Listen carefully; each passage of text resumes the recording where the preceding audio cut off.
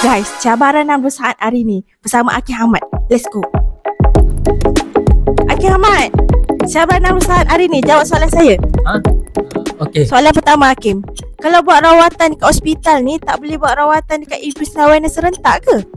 Boleh. Sebab Iblis Awareness ni adalah pusat perubatan yang komplementari untuk rawatan di hospital.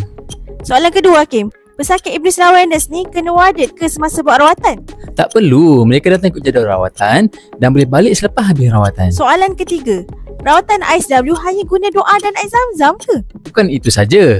Ada banyak lagi kaedah dan semuanya tersusun secara sistematik. Soalan keempat, ISW larang pesakit ambil ubat doktor, betul ke?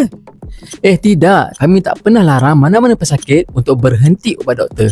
Malah kami galakkan untuk mereka teruskan ubat doktor. Perawat pun ada lesen pengamal ke Hakim? Ya, perawat pun berlesen di bawah Kementerian Kesihatan Malaysia Akta 775. Alamak, dah habis dah 60 saat Hakim jawab soalan. Siapa-siapa ada soalan lagi, sila komen di bawah. Bangkitkan nikmat hidupmu.